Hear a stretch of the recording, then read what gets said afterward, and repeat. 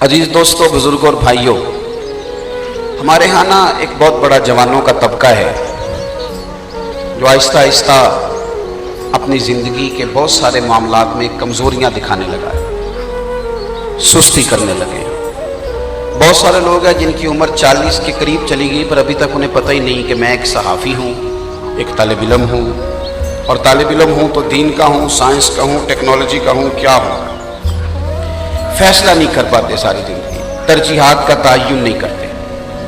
फिर बाज़-औक़ात बहुत सारे लोगों को हम ये कहते हुए सुनते हैं कि यार पता नहीं, समझ नहीं आती, सारा कुछ है, तबीयत बेचैन क्यों रहती है, हम बेकरार क्यों हैं, परेशान क्यों हैं, कमज़ोरी कहाँ पे है। आहिस्ता आहिस्ता लोगों की ज़ुबानों से ये जुमले भी हमें सुनने को मिलते हैं कि यार क्या मकसद क्या है।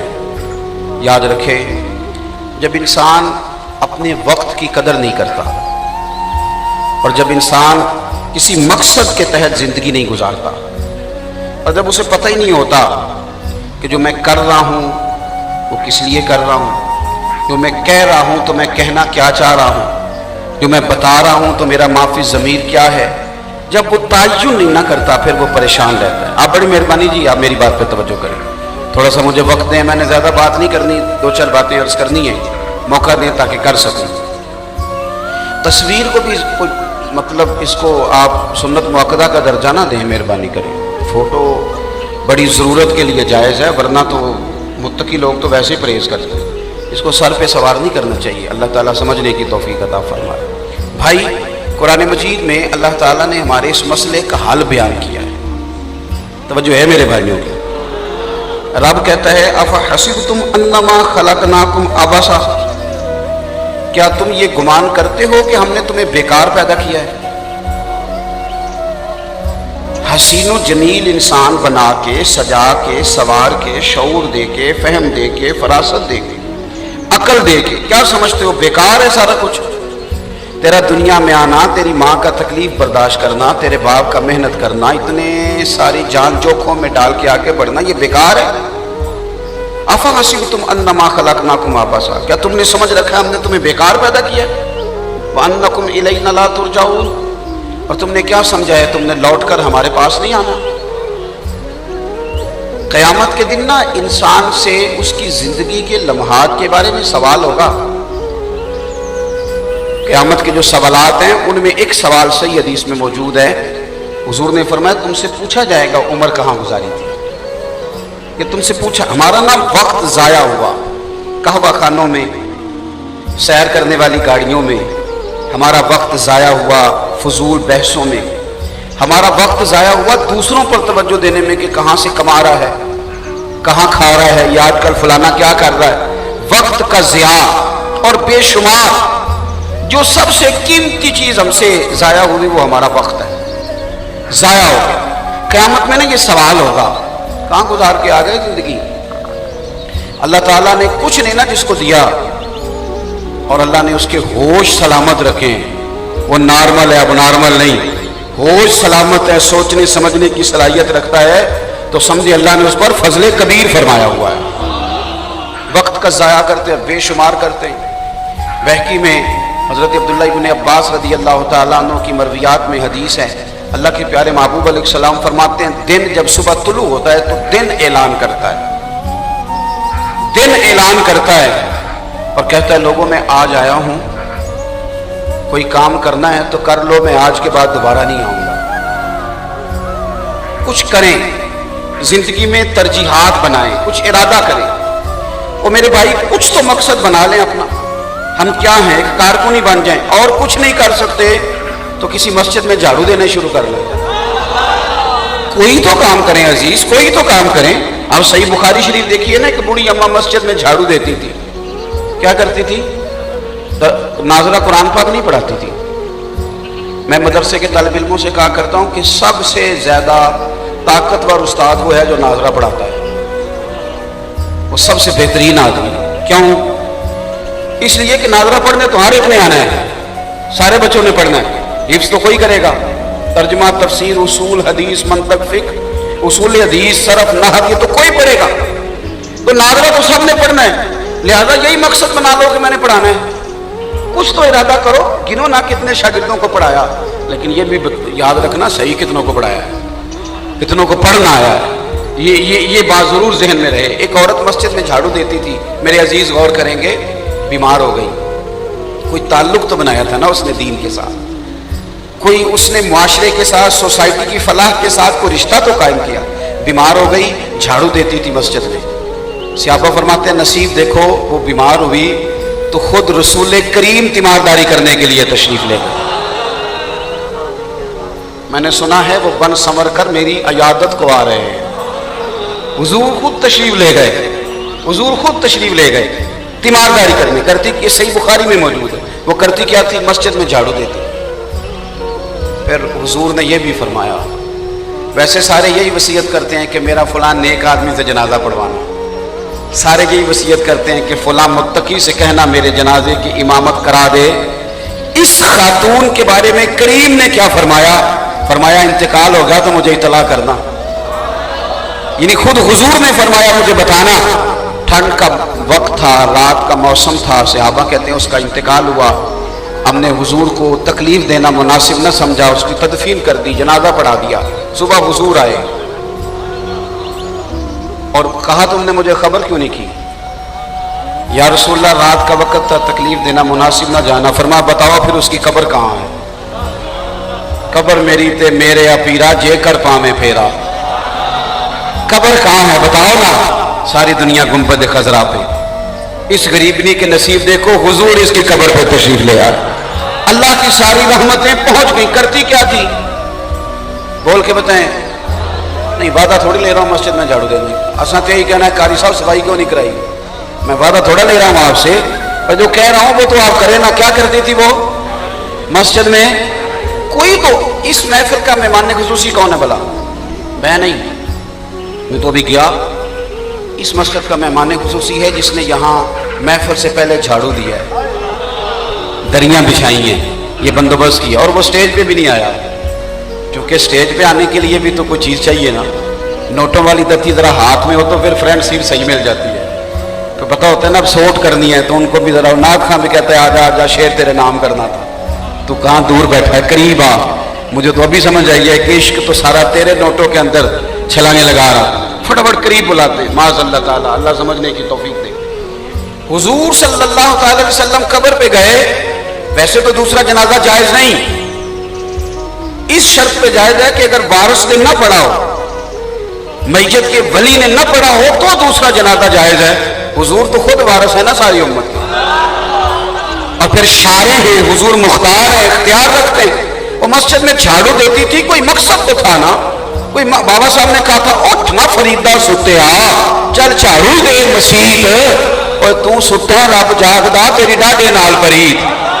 कुछ तो करना, उठ ना फरीदा सुत्या, चल खलकत वेखनी जा, मते कोई मिल जाई बख्शिया ते तुम ही बख्शिया जा। कहते कुछ कर, ये सारी जिंदगी फैसला ही ना करना, पता ही कोई नहीं क्या है।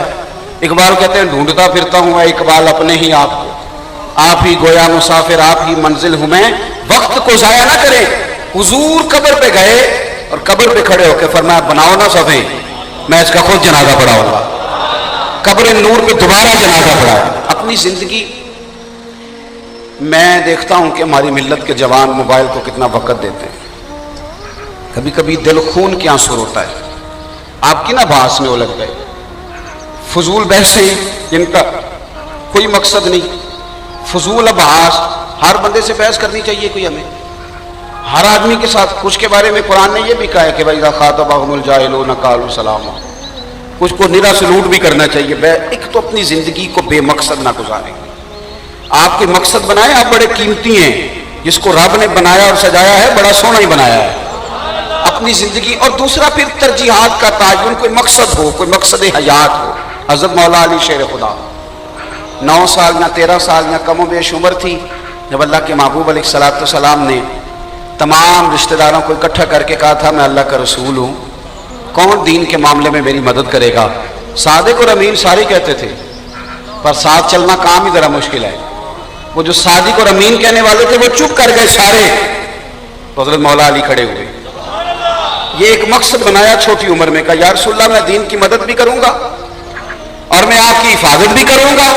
حضرت علی نے وہ مقصد بنایا ملت کے جوانوں، پھر شیر خدا نے مکان بھی کوئی نہیں بنایا۔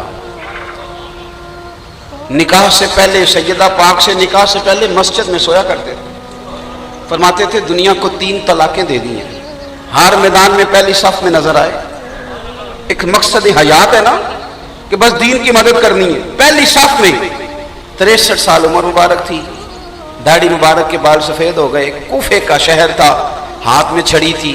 امام سیوطی فرماتے ہیں کہ فجر کے وقت لوگوں کے دروازوں پہ دستک دیتے تھے، اٹھو صلاۃ خیر من النوم، اٹھو نماز کا وقت آ گیا، دستک دیتے تھے۔ خنجر مارا ظالم نے، چاہیے تھا نا پتر کو آواز دیتے، چاہیے تھا نا کوئی وصیت کرتے، کوئی بات کرتے، کچھ نہیں کہا، کیونکہ ایک وعدہ کیا تھا نا ہم نے، وہ وعدہ کیا تھا 9 سال 13 سال کی عمر میں دین کی مدد کا۔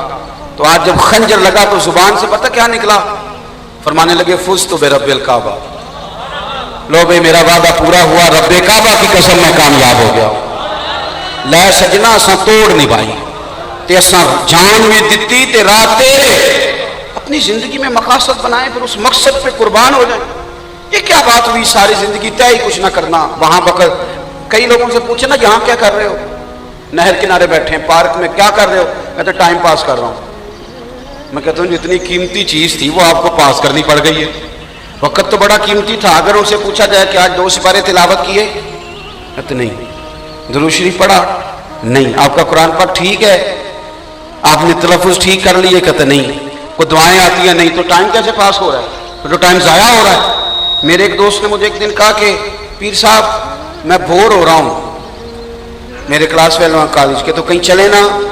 تو میں نے کہا یار میرے پاس تو بور ہونے کا ٹائم ہی نہیں بچا، اس کے لیے بھی تھوڑا ٹائم چاہیے نا، بندہ چلو فارغ ہو تو بور ہو جائے، تو ٹائم ہی کوئی نہیں تو بور کب ہو؟ ٹائم ہی کوئی نہیں۔ اپنی زندگی میں مقاصد بنائیں۔ دوسری بات، ترجیح دیں جن چیزوں کو، فرائض کو، واجبات کو، حقوق العباد کو۔ توجہ ہے میری بات پر؟ بدو نے آ کے عرض کیا تھا یا رسول اللہ صلی اللہ علیہ وسلم دین کے بارے میں بتائیں، بخاری مسلم ہے۔ تو حضور نے فرمایا کلمہ شہادت،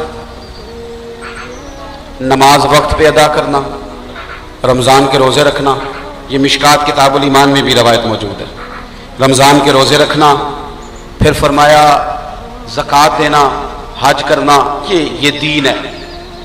اس نے عرض کی حضور مجھے قسم اللہ کی اس میں نہ کمی کروں گا نہ کوئی اضافہ کروں گا، یعنی میں فرائض وقت پہ صحیح ادا کروں گا۔ تو رسول کریم نے پتہ کیا فرمایا؟ فرمایا جس نے جنتی دیکھنا ہو وہ اس کی زیارت کر لے۔ ہم نہ فرائض کو اہمیت نہیں دیتے۔ میں دیانتداری سے کہتا ہوں اس جلسے سے زیادہ ضروری آپ کی ظہر کی نماز تھی، بتائیں پڑھ کے آئے ہیں نا ماشاءاللہ، اس سے وہ زیادہ ضروری ہے۔ جو آپ والد صاحب کا ختم دلاتے ہیں نا، اس سے زیادہ ضروری آپ کی نماز ہے۔ آپ جو محفل کراتے ہیں نا جی، 15-20 لڑکوں کی ہم نے تنظیم بنا لی، ہم ہر مہینے محفل کراتے ہیں، تو یہ 15 لوگ نماز بھی پڑھتے ہیں کہ نیری محفل کراتے ہیں؟ اگر نماز نہیں پڑھتے تو اس کا مطلب ہے یہ دین کے مزاج کو نہیں سمجھے، اس لیے کہ وہ ترجیح ہے۔ ترجیح آپ کے فرائض ہیں، ترجیح واجبات ہے، ترجیح سنت مؤکدہ ہے، درجہ پہ درجہ چیزیں آئیں گی۔ ایسے نہیں ہوگا کہ آپ مستحبات پہ زور دیں گے اور فرائض کو آپ بھول جائیں گے۔ پھر اس سے اگلی بات، ترجیح حقوق العباد ہے۔ آپ کی اور میرے اہل خانہ کی ذمہ داری ہمارے ذمے ہے، کسی غیر کے ذمے نہیں ہے۔ بیوی نے اپنے خامند کے ساتھ دوائی لینے جانا ہے، وہ کسی غیر کے ساتھ کیسے جائے گی؟ اور اپنے آپ کو وہ آسانی میں کیسے محسوس کرے گی جب آپ اس کو ٹائم ہی نہیں دے پا رہے؟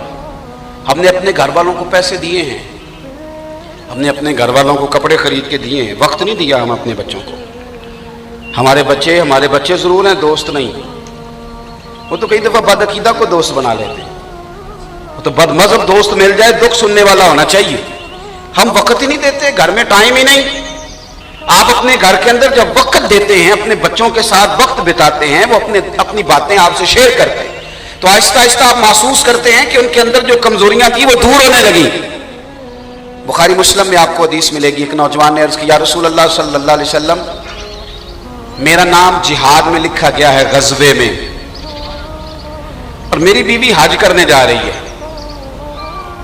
توجہ ہے میرے بھائیوں کی، وہ جا رہی ہے حج کرنے، اس پر حج فرض ہوگا، اور میرا نام غزوے کے لیے لکھا گیا، حکم کیا ہے؟ اب جہاد پہ جانا، غزوے پہ جانا اور پھر حضور کی نگرانی میں جانا کتنی بڑی فضیلت کی بات ہے. لیکن بھائی میرے کریم نے کیا فرمایا؟ حضور نے فرمایا تو غزوے سے جہاد سے نام کٹوا اور اپنی بیوی کا محرم بن کے نہ حج کرنے جا. تیرے لیے وہ اس کے ساتھ کون جائے گا؟ وہ ایسی جائے گی، اس کے ساتھ جا، اس کو ٹائم دے، اس کے ساتھ وقت گزار. وہ تیری ذمہ داری ہے تو اپنی ذمہ داری کا احساس کر. ہم نا اپنی ذمہ داریوں سے جان چھڑاتے ہیں، دوسروں پہ ڈال. اوہ ہو میرا بچہ بڑا خوش ہے، کس کے پاس ہے؟ کہتے دادا ابو کے پاس. وہ بڑا خوش ہے جی، وہ میں نے نہیں کبھی منہ لگایا بچے کو، وہ تو رہتا ہے اپنے چچا کے ساتھ. بھائی آپ جان چھڑا رہے ہیں جان بوجھ کے، آپ وقت نہیں دینا چاہ رہے. حضرت اقرا بن حابس رضی اللہ تعالیٰ عنہ فرماتے ہیں کہ میں حضور کی بارگاہ میں حاضر ہوا تو نبی پاک علیہ السلام اپنے نواسوں کے ساتھ، بچوں کے ساتھ کھیل رہے تھے، پیار کر رہے تھے. تو ہمارے ہاں بہت سارے لوگ یہ جملہ فخر سے کہہ دیتے ہیں، کہتے میں نے بھی کہہ دیا یا رسول اللہ میں نے نہیں کبھی بچوں کو اتنا وقت دیا. آپ تو بڑی توجہ کر رہے ہیں، کرم فرما رہے ہیں، میں نے نہیں کبھی دیا. کہتے پتہ ہے حضور نے جواب میں کیا کہا؟ حضور فرمانے لگے اگر خدا نے تیرے دل سے رحمت نکال لی ہے تو میں کیا کروں، مجھے تو رحمت للعالمین بنایا ہے. کرم ہی نکل گیا تیرے دل سے تو اپنے بچوں کو وقت نہیں دیتا. تجھے پتہ ہی نہیں کہ میں نے گھر کے اندر بیٹھنا تھا، تھوڑا ٹائم دینا تھا. اپنے مقاصد کو، اپنی ترجیحات کو جانیں، اس کو سمجھیں. آپ اپنے اوقات کا تعین کریں. آپ کے گھر میں بڑا کام رہ گیا ہے جو ہمارے کرنے والا تھا. بڑی ساری چیزیں ہیں. آپ کو پتہ ہے کتنا سارا دین ہمیں سیدہ عائشہ صدیقہ نے دیا ہے. سیدہ عائشہ صدیقہ رضی اللہ تعالیٰ عنہ کا کردار نکال دیا جائے تو دین میں سے بہت ساری چیزیں ختم ہو جائیں. عورتوں کے مخصوص مسائل، تربیت، ڈیوٹی حضرت عائشہ نے دی. جو یہ حضرت عائشہ نے لیا کہاں سے؟ اس کا مطلب ہے حضور نے ہمیں بتایا ہے کہ اگر بیوی کو پڑھانا پڑے تو پڑھایا بھی کرو، اور بیوی اگر شوہر کو کوئی سکھا سکتی ہو تو اسے بھی سکھانا چاہیے اپنے حقوق. اور پھر چوتھی بات، ایک تو بے مقصد نہ وقت گزاریں، دوسرا فرائض کو اہمیت دیں، تیسرا جو ہماری ذمہ داریاں ان کا، اور چوتھی بات یہ کہ حقوق العباد کا مسئلہ نازک ہے. یہ مسئلہ نازک ہے. آپ کا سارا حلیہ مذہبی لوگوں جیسا ہو اور آپ گھر جا کے کہیں بلے بلے میرے استاد بڑے اچھے ہیں، کیا بات ہے میرے پیر صاحب سے بڑا ہے ہی کوئی نہیں. لیکن بیوی کو گالی دیں، تم ایک منٹ میں کہہ دیتی ہے اے دسیا تینوں پیرا نے یہ سبق پڑھاتے ہیں استاد تیرے، تو آپ نے تو زیرو کر دیا اپنے استاد کو بھی، مرشد کو بھی. اگر آپ دھوکہ دیں اپنے پارٹنر کو اور آپ اس کو کئی دفعہ سنا چکے ہو میرے مرشد بڑے کامل ہیں، تو وہ کہیں گے انہوں نے تجھے یہ نہیں بتایا کام دیانتداری سے کرنا چاہیے. بتائیے کہتے ہیں کہ نہیں کہتے؟ اگر آپ کا لب و لہجہ سخت ہو تو فوراً کہہ دیتے ہیں تیرے استاد نے، تیرے بزرگ نے تمیز نہیں سکھائی. ترجیحات کو دیکھیں. حقوق العباد کا مسئلہ نازک ہے. ہم نہ چیزوں کو سمجھتے نہیں. میں نے کئی دفعہ دیکھا ہے تعلق بنانے سے آغاز میں ہم اور ہوتے ہیں اور بن جائے تو اور ہوتے ہیں. بات شروع کریں تو رنگ اور ہوتا ہے، اور جب وہ منطقی انجام کی طرف جائے تو انداز اور ہوتا ہے. اس طرح نہ کریں، یہ انداز ٹھیک نہیں. حقوق العباد کا مسئلہ نازک ہے. امام غزالی احیاء العلوم میں لکھتے ہیں حضرت عمر فاروق رضی اللہ تعالیٰ عنہ تشریف فرما تھے تو ایک شخص نے کسی کی تعریف شروع کر دی. اس طرح ہمارا رویہ ہے نا، ہم تعریف کرتے ہیں تو بڑی بے جا کرتے ہیں. میں اسٹیج پہ دیانتداری سے کہتا ہوں باوضو، میرے بارے میں جب لوگ القابات بیان کر رہے ہوتے ہیں تو میں پریشان ہوتا ہوں. میں کہتا ہوں کہ چونکہ کوئی نہیں جانتا مجھے تو میں تو اپنے آپ کو جانتا ہوں. تو آپ ایک بس نام کافی ہوتا ہے، اس سے بھی کام چلی جاتا ہے. آپ القابات کے نیچے جب لوگوں کو دبا دیتے ہیں تو خوشامد کرنے والے کی بھی پھر عادت ہو جاتی ہے اور سننے والے کو بھی مزہ آنے لگ جاتا ہے. آہستہ آہستہ پھر نفس عادی ہوتا ہے، پھر جو تعریف نہ کرے برا لگتا ہے. پھر بندہ لگتا ہے شاید یہ میرا مخالف ہے، اس نے تو کوئی جملہ ہی نہیں کہا تعریف میں. آپ ان چیزوں سے باہر آئیں. بے جا تعریف بھی نہیں اور بے جا تنقید بھی نہیں. آپ پیار کریں، محبت کریں، خلوص کا مظاہرہ کریں، اور یہ چیزیں دل سے تعلق رکھتی. حضرت عمر کے سامنے کسی بندے نے کسی کی تعریف کر دی اور بڑی کر دی تو یہ حضرت عمر تھے نا، یہ حضرت عمر تھے نا جن کے پیمانے بڑے مضبوط اور تگڑے تھے. تو سیدنا فاروق اعظم فرمانے لگے تو اس کی بڑی تعریف کر رہا ہے تو اس کا پڑوسی ہے؟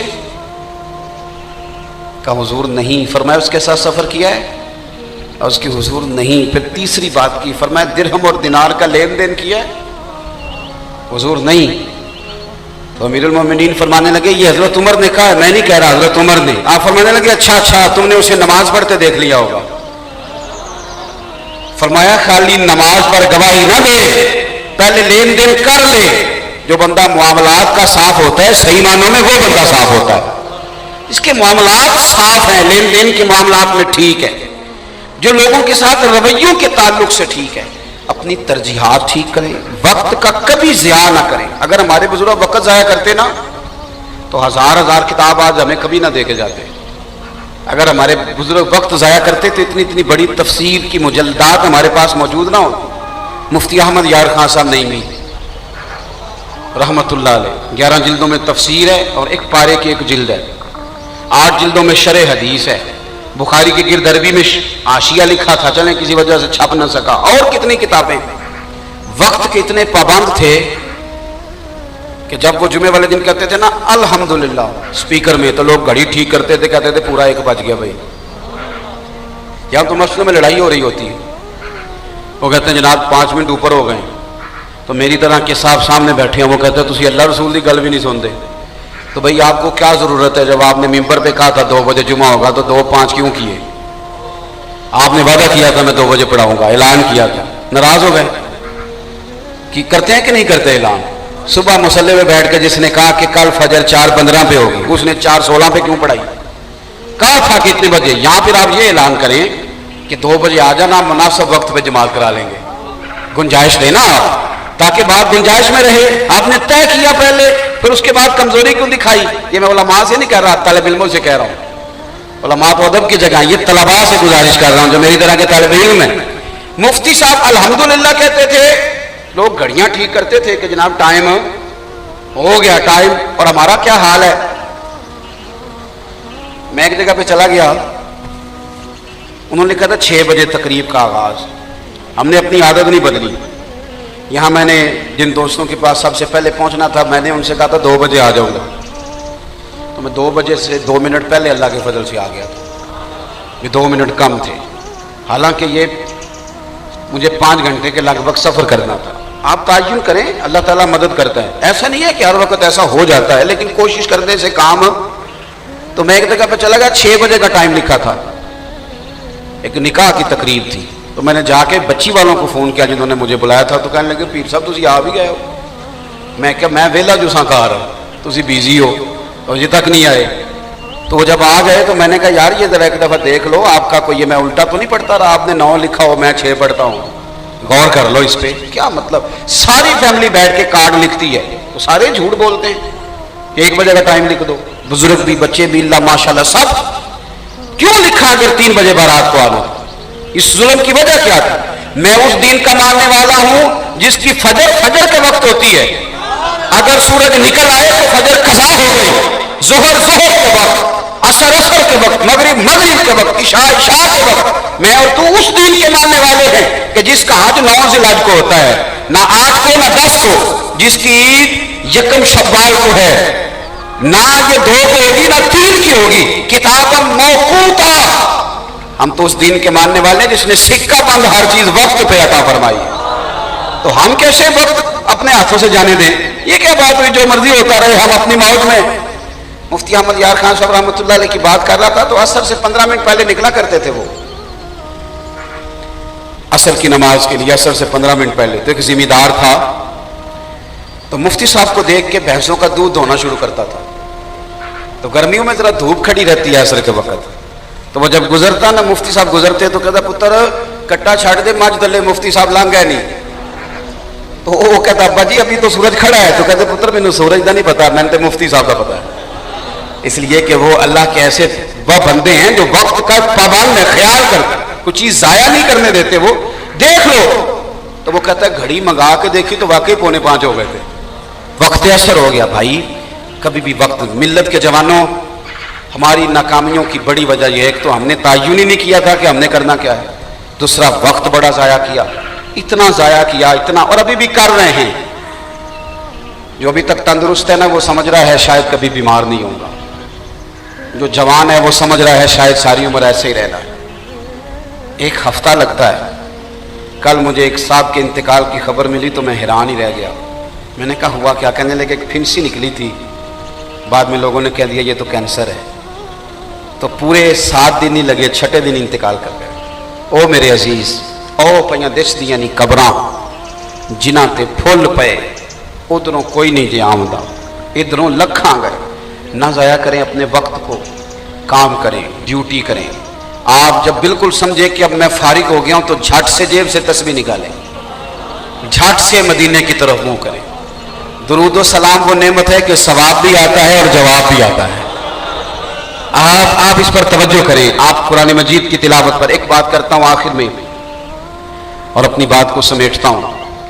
हजरत सैयदना उस्मान गनी रज़ी अल्लाह ताला अन्हु फरमाते हैं, चिलचिलाती धूप थी मदीना मुनव्वरा में, दोपहर का वक्त था। तो मैं अपनी छत पर किसी काम के लिए चढ़ा तो मैंने देखा सामने एक शख्स ऊंटों को हाँकता हुआ आ रहा है। फरमाते मेरे दिल में ख्याल है इतनी धूप में ऊंट चढ़ा रहा, आराम करता। मैं इंतजार करता रहा, थोड़ी देर ठहर गया कि करीब आ जाए तो समझाता हूं। लेकिन जब वो शख्सियत करीब आए तो वो आम आदमी नहीं, वो तो अमीरुल मोमिनीन हजरत उमर थे। फरमाते हैं मैंने नीचे जाके अर्ज की, हुजूर बुढ़ापा भी है, कमजोरी भी है और हालात भी हैं, तो किसी गुलाम को कह देते। तो आप फरमाने लगे ये माले गनीमत के ऊंट थे, गुलाम की जिम्मेदारी तो नहीं, जिम्मेदारी तो मेरी है। हमारे बहुत सारे वजीर अपने एसी वाले दफ्तर से उठ के बाहर देखते नहीं कि मेरा अमला क्या कर रहा है। इदारों की प्रिंसिपल उठकर देखना पसंद ही नहीं करते बाहर क्या हो रहा है। हजरत दाग जहां बैठ गए वहीं बैठ गए। अपने मामलात पर खूब निगरानी करें। ये जो कहते हैं ना मुझे अपनी बच्ची और बच्चे पर बड़ा एतमाद है, मैंने नहीं कभी जाके पूछा किस रास्ते जाते हैं, किस रास्ते आते हैं, तो ये लफ्ज़ कहने वाला जुल्म करता है अपनी औलाद पर। जब बंदे को पता हो मुझे कोई देखने वाला है तो वो ज़रा सही रहता है, वो ज़रा मजबूत रहता है। अपनी जिम्मेदारियों का एहसास करें, वक्त को ज़ाया न करें। अल्लाह के हुजूर दुआ है कायनात का मालिक हमारे हाल पे रहमत करे। इतनी गर्मी में इतने सारे लोग आए हैं, अल्लाह ताला एक एक को एक एक कदम पे करोड़ों नेमतें अता फरमाए।